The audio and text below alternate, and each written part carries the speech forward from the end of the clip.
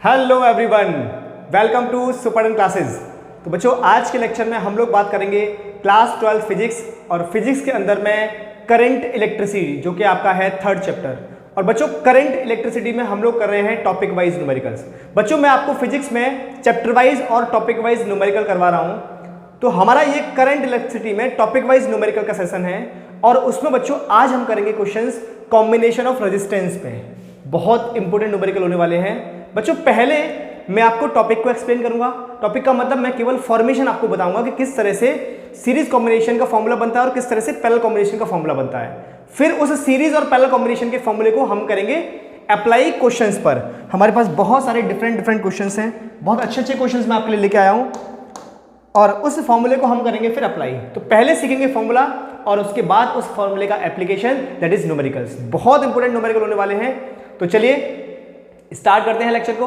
मेरा नाम है शैलेंद्र शर्मा और आप मुझे देख रहे हो अपने प्यारे से यूट्यूब चैनल सुपर क्लासेस पर। जो बच्चे अभी तक नहीं जुड़े हैं, जल्दी जल्दी जुड़ जाएं। जितने भी बच्चों को आप शेयर कर सकते हो, अभी के अभी अपने सारे फ्रेंड को शेयर कर दो, क्योंकि बहुत इंपॉर्टेंट सेशन होने वाला है बच्चा आज का। तो जल्दी से जल्दी जुड़ जाएं और जो बच्चे नए जुड़ रहे हैं हमारे साथ, वो चैनल को सब्सक्राइब करें और आपको चैनल अगर पसंद आता है, वीडियो अगर पसंद आती है तो एक लाइक जरूर करें। तो चलिए स्टार्ट करते हैं। टॉपिक का नाम है कॉम्बिनेशन ऑफ रेजिस्टेंस। टॉपिक का नाम क्या बच्चा? कॉम्बिनेशन ऑफ रेजिस्टेंस, जिसमें सबसे फर्स्ट हम लोग बच्चा पढ़ेंगे सीरीज कॉम्बिनेशन। इसमें सबसे फर्स्ट हम लोग पढ़ेंगे सीरीज कॉम्बिनेशन।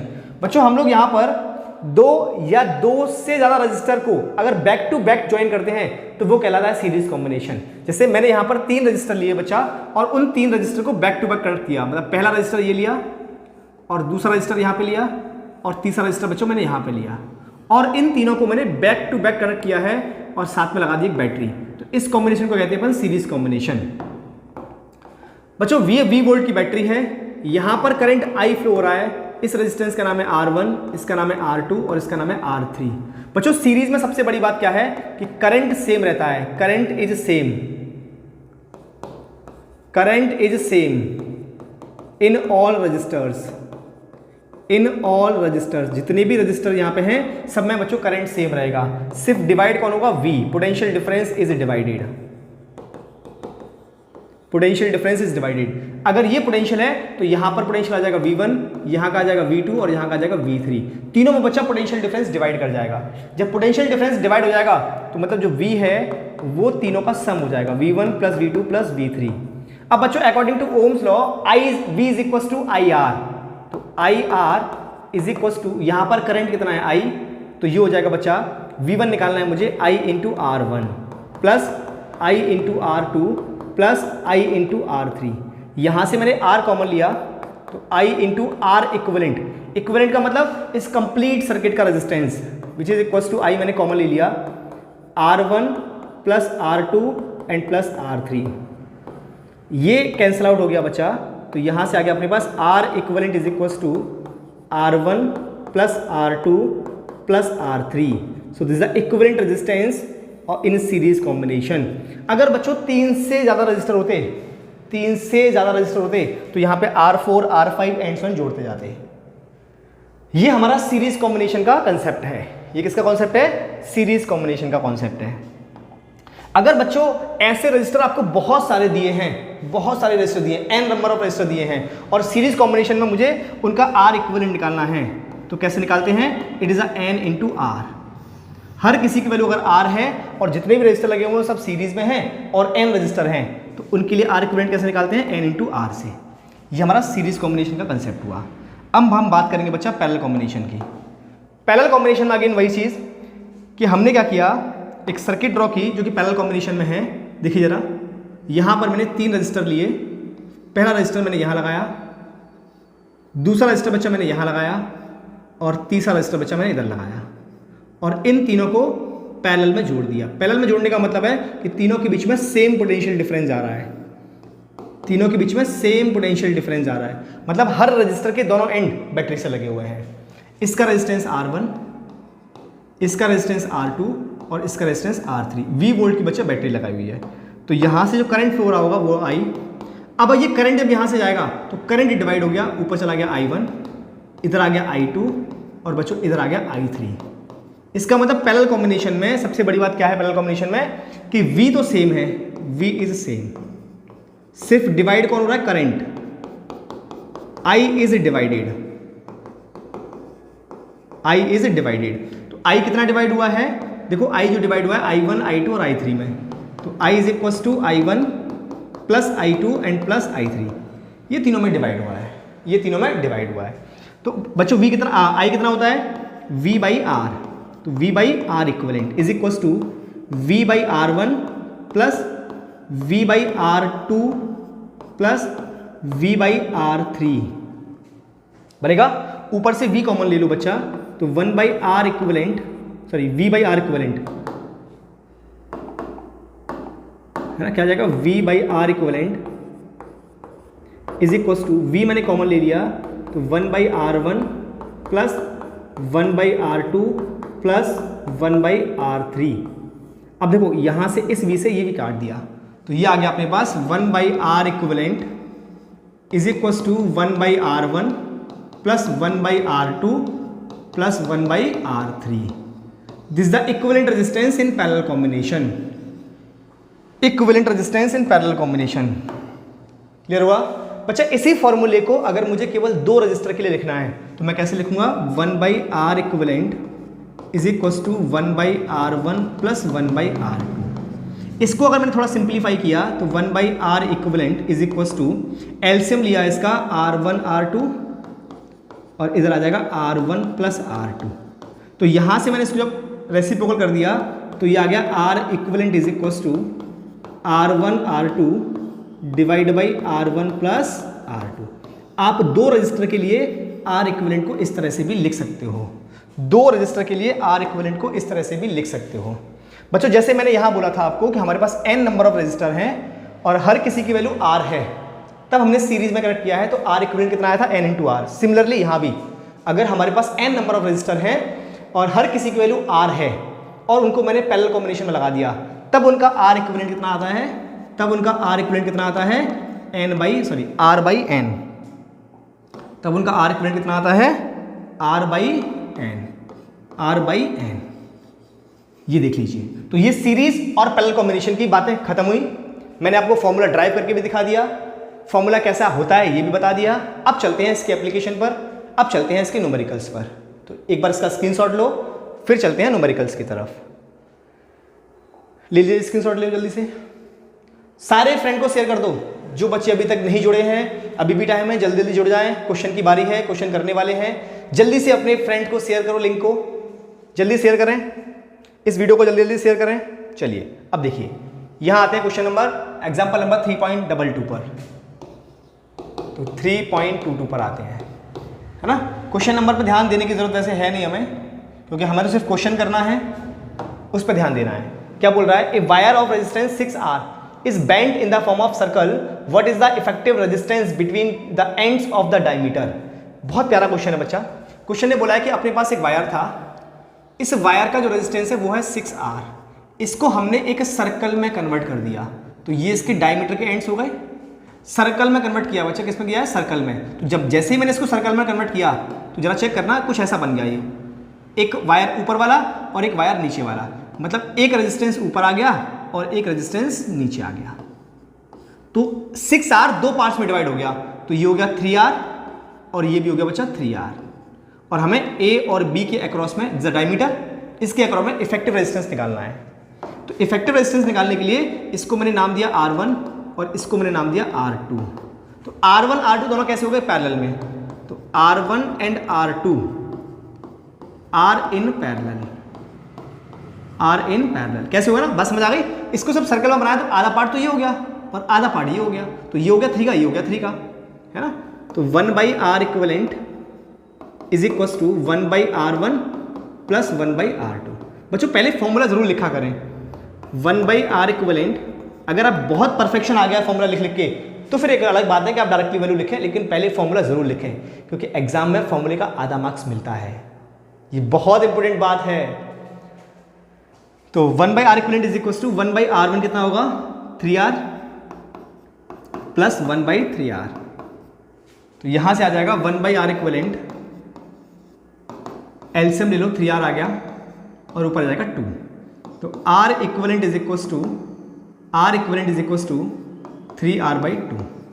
ये आ गया अपने पास इक्विवेलेंट रेजिस्टेंस, ये आ गया अपने पास इक्विवेलेंट रेजिस्टेंस, कितना आ गया 3R/2। क्लियर हुआ सबको? आसान था क्वेश्चन। नेक्स्ट आगे बढ़ते हैं।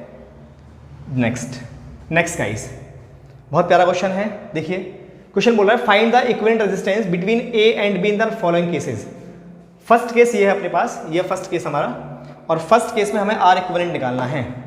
तो सबसे पहले हमें A और B के बीच में निकालना है। कहाँ निकालना है मुझे? A और B के बीच में। तो A और B को पकड़ो, A से मुझे B पर पहुंचना है, A से मुझे कहाँ पहुंचना है? B पर। अगर मुझे A से B पे पहुंचना है तो हमारे पास दो रास्ते, एक रास्ता तो ये वाला है और एक रास्ता ये वाला है। इसका मतलब ये वाला रास्ता और ये वाला रास्ता दोनों कैसे हैं? पैरेलल में। कैसे हैं? पैरेलल में। जब हम एक पॉइंट से दूसरे पॉइंट पे जाते हैं और रास्ते डिवाइड हो जाएं, रास्ते डिवाइड होने का मतलब करंट का डिवाइड होना, तो वो दोनों रास्ते कैसे हो जाएंगे? पैरेलल कॉम्बिनेशन में। तो अगर मुझे A से B पे पहुंचना है तो दो रास्ते हैं अपने पास, एक रास्ता ये वाला है, A C पे होके B जाएं, और एक डायरेक्टली A से B पे जाएं। तो या तो ऐसे जाओ या ऐसे जाओ। इसका मतलब ये ऊपर वाली सर्किट और ये सर्किट दोनों कैसे हो गए? पैरेलल में। लेकिन बच्चों A से B पे पहुंचने के लिए इस वाले रास्ते में सिर्फ एक ही है, पहले C पे जाओ फिर B पे आ जाओ।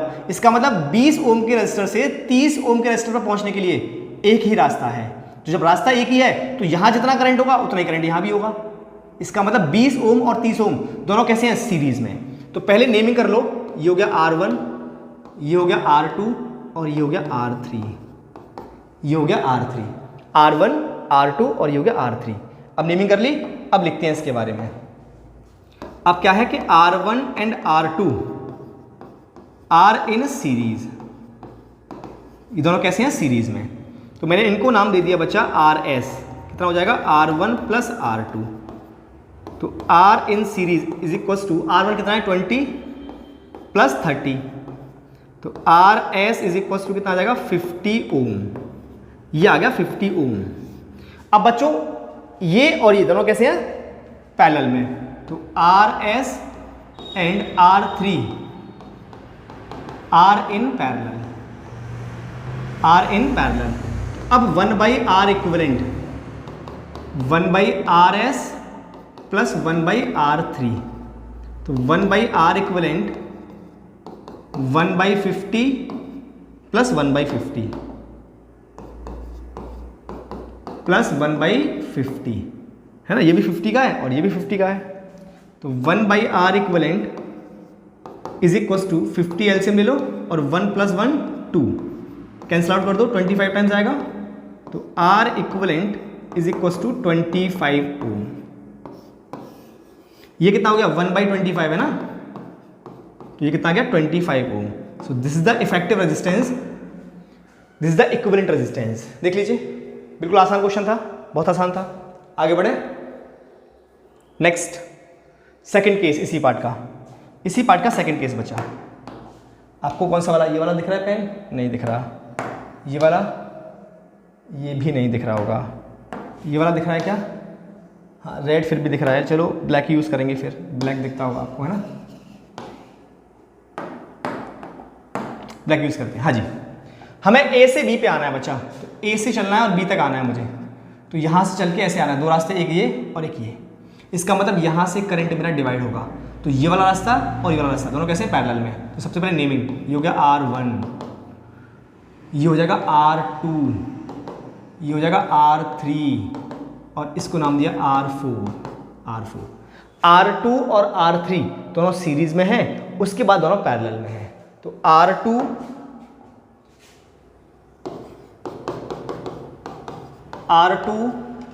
And R3 are in series, ये दोनों कैसे हैं? सीरीज में। तो इनका आ जाएगा R डैश बोल देता हूँ मैं इसको। R dash is equal to R1 plus R3, sorry R2 plus R3। R2 कितना है? 4 ओम और R3 कितना है? 1 ओम। तो 4 प्लस 1 इज इक्वल टू 5 ओम। ये 4 है, ये 1 है, इज इक्वल टू 5 ओम। अब बच्चों R dash and R4 are in parallel, are in parallel. ये दोनों, ये पूरे सर्किट और ये, इन दोनों को मिला के तो एक बन गया हमारा, कौन सा? R dash. अब ये और ये कैसे आ गया? पैरेलल में। तो इनको मैंने नाम दे दिया आर डबल डैश। तो 1/R double dash is equal to 1 by R dash plus के 1 बाई आर फोर। तो 1 by R double dash is equal to 1 by R dash कितना है 5 प्लस के 1 बाई 3। तो 1 by R double dash is equal to 3 5 15, 3 plus 5, 3 plus 5 कितना आ जाएगा?